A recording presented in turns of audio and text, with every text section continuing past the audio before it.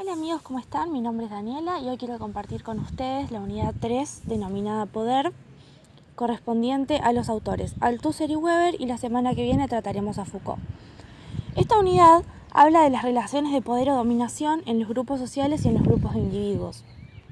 El primer autor es Althusser, quien toma planteos de Marx, por ejemplo la relación entre el poder y los modos de producción, que sostiene que hay una clase dominante que ejerce el poder. El Estado responde a esa clase dominante y es quien ejerce el monopolio de la violencia física. Y a la vez es el Estado quien garantiza la existencia y la reproducción de las relaciones sociales de producción, es decir, la estructura de clases. Sería el orden social del cual habla Durkheim en los capítulos anteriores. El poder surge de la sociedad, pero también tiende a ponerse por encima de ella. El poder es producto de un sistema de relaciones sociales, lo que Marx llama modos de producción.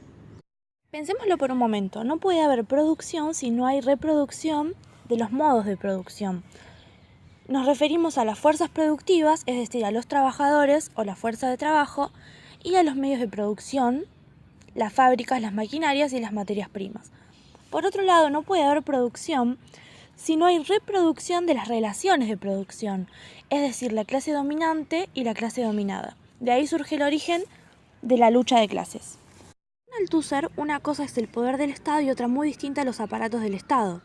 En cuanto al poder del Estado, la posesión del poder del Estado, como por ejemplo una alianza entre clases, puede tener el poder, pero aún así se sigue manteniendo el aparato de Estado.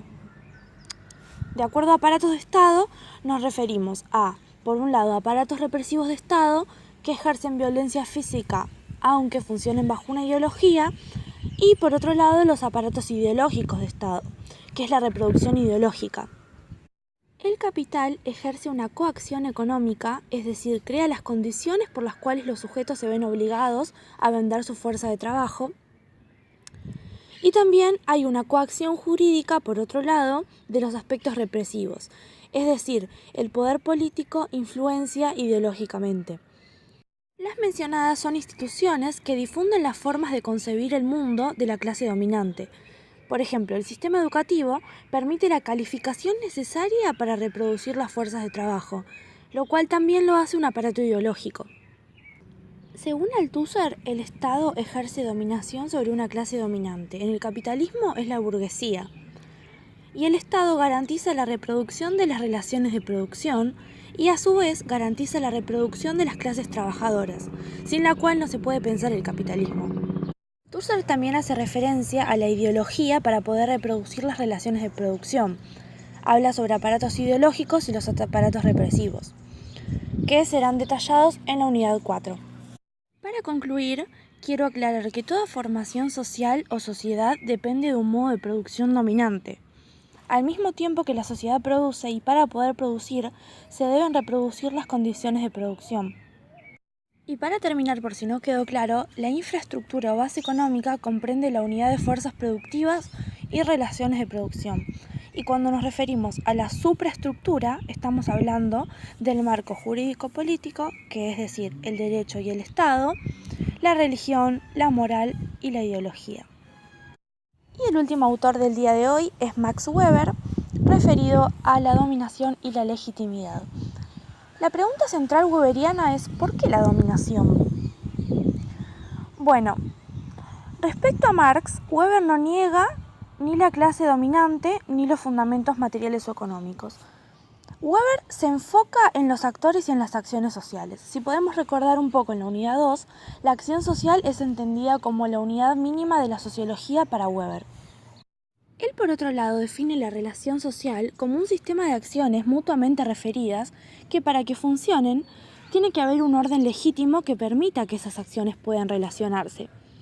Es decir, el sentido que el actor le da a sus acciones. Es por ello que su sociología es comprensivista.